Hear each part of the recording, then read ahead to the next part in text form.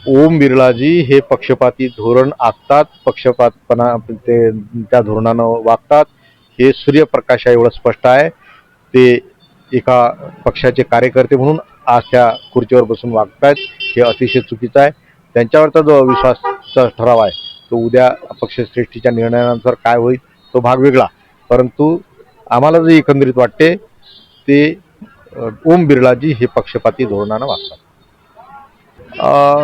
एकंदर जो अर्थसंकल्प होता हा तुम्ही जर पाहत असाल तर एकीकडे कर्जाचा डोंगर वाढत आहे राज्यावर, त्यात अशा लोकप्रिय घोषणा हा विषय आहेच.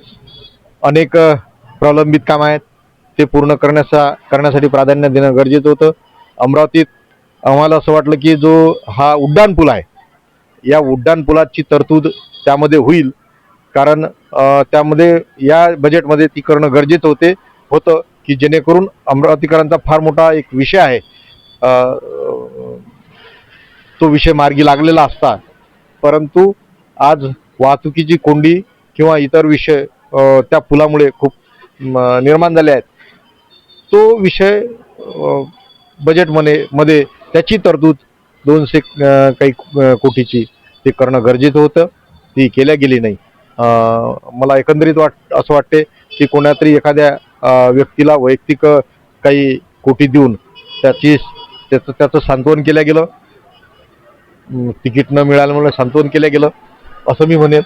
तुम्ही आता ते जाणू शकता की काय कुठल्या प्रकारात तिथं पैसे दिले गेले तर बाकी अमरावतीला काही मिळालं असं मला वाटत नाही. निश्चित यासाठी शासन खऱ्या अर्थानं जबाबदार आहे. गेल्या अनेक वर्षापासून तिथं योजना राबवल्या जात आहेत आणि योजना राबवल्या जात असताना सुद्धा तिथं पाणी टंचाई दरवर्षीच हे आपल्याला पाहायला मिळतील. त्याच गावात त्या पाणी टंचाईचा विषय नेहमी समोर येतो. आम्ही गेल्या काही दिवसात 4-5 दिवसात जिल्ह्याच्या माजी पालकमंत्री यशोमतीताई ठाकूर आणि मी स्वतः आम्ही दौरा केला. अनेक गावात पाणी टंचाईच्या झळा पोहोचलेल्या आहेत. पाणी टंचाईच्या बाबतीत लोक आमच्यासोबत बोलत होते. मी त्यावेळेस प्रशासनाला सूचना दिल्या आहेत. त्यानंतर एक मीटिंग घेऊन तो प्रश्न कसा निकाली काढता येईल तो प्रयत्न करेल, परंतु शासन हे तेवढंच जबाबदार आहे. तिथल्या ज्या काही योजना आहेत जलजीवन मिशनच्या त्या पैसे नसल्यामुळे त्या ठेकेदारांनी पूर्णतः बंद ठेवलेल्या आहे. त्यामुळे अधिक पाणी टंचाई तिथं निर्माण झाली आहे. जलजीवनमध्ये भ्रष्टाचार सातत्यानं होतच आहे आणि झाला सुद्धा. तर त्या संदर्भात आपण चौकशीचं पत्र सुद्धा देऊ.